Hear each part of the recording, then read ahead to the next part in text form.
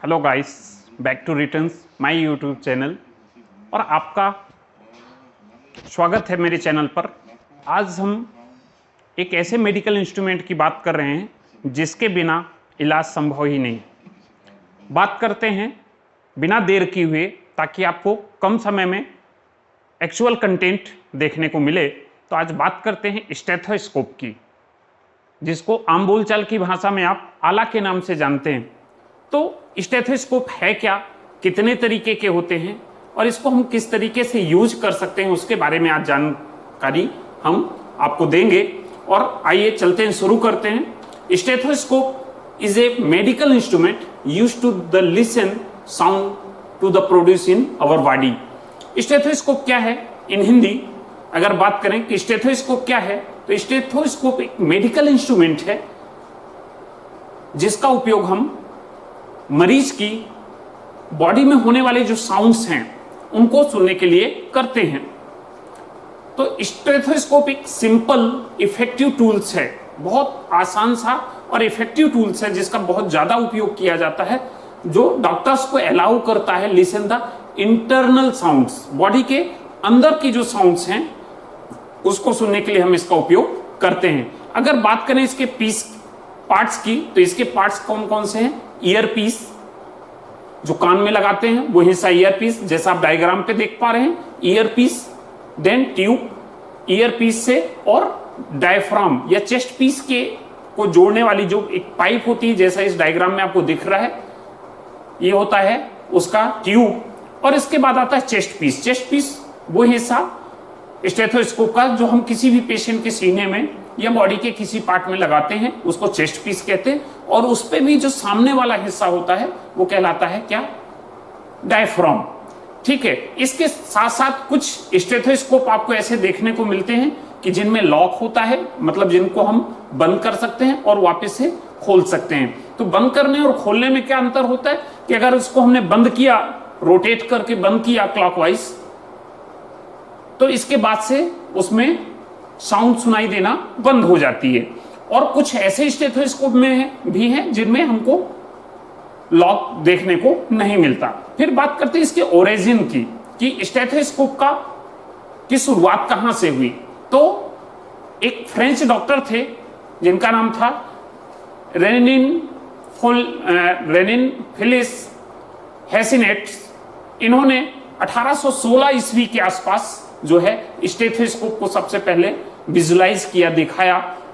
और इसके बाद 1850 ईस्वी में हमको एक बायनकुलर स्टेथोस्कोप देखने को मिला। उसके बाद से ये कंटिन्यूअस हमारे पास अवेलेबल है या डॉक्टर्स के पास अवेलेबल है। फिर बात करें इसके टाइप्स की, कितने तरीके के हैं, तो जैसा आप डायग्राम में देख रहे हैं, ये फर्स्ट टाइप है एकॉस्टिक स्टेथोस्कोप, जिससे आप ज्यादातर फैमिलियल हैं, मतलब आपने जो देखा हुआ है वो एकॉस्टिक स्टेथोस्कोप होता है।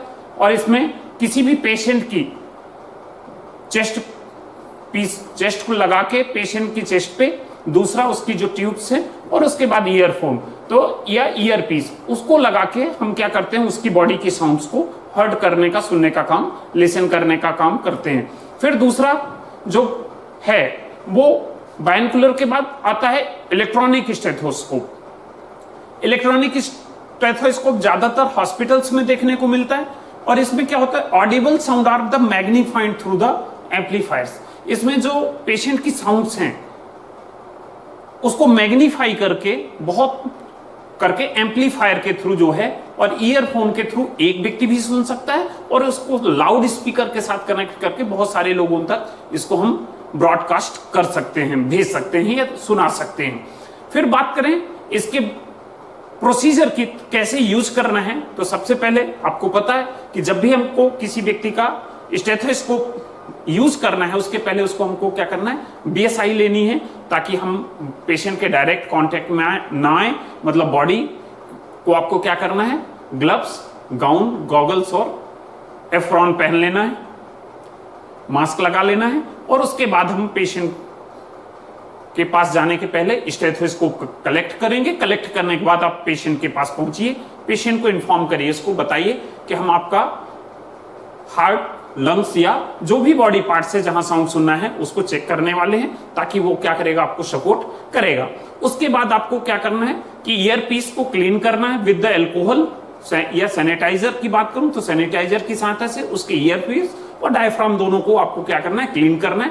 क्लीन करने के बाद आपको ईयर पीस अपने दोनों कान में लगाना है और लगाने के बाद आपको उसको चेक करना है।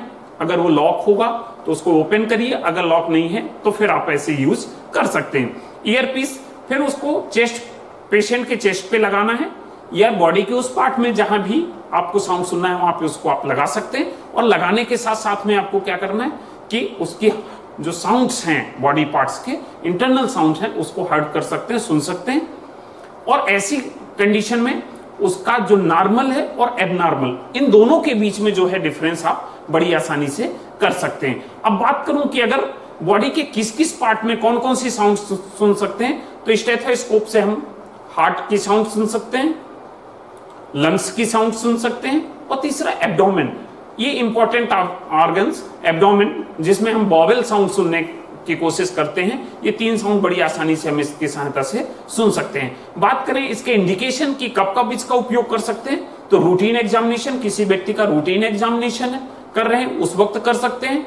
कोई पेशेंट है एंजाइटी में है, घबराहट में है, बेचैनी में है, या किसी पेशेंट का ब्लड प्रेशर कम या ज्यादा हो रहा है उस टाइम पे कर सकते हैं। और कुछ सर्जिकल कंडीशंस, मेडिकल और सर्जिकल दोनों कंडीशन में हम किसी भी पेशेंट का में स्टेथोस्कोप लगा के उसकी साउंड्स को सुन सकते हैं। फिर बात करें कंट्राइंडिकेशन, मतलब कि आपको ध्यान रखना है किन किन चीजों का इसका उपयोग करते समय, तो इसके जो ईयर पीस है और इसके जो डायफ्राम है हर बार यूज करने के बाद उसको क्लीन कर लेना है। कारण कि हो सकता है कि एक ईयर पीस को उसको मैंने चेक किया, किसी दूसरे ने चेक किया, तो इन्फेक्शन अगर किसी के ईयर में है तो वहां से इन्फेक्शन फैल सकता है, उसको ध्यान में रखना है। दूसरा, जब भी हम किसी पेशेंट को लगाते हैं तो इसको वार्म कर लेने की जरूरत है, कई बार इसकी वजह से समस्याएं क्रिएट हो जाती हैं। तो जनरली हमने देखा कि जब भी हमको किसी व्यक्ति का क्या होना, तो बॉडी के साउंड सुनने होते हैं, हमको स्टेथोस्कोप की जरूरत पड़ती है।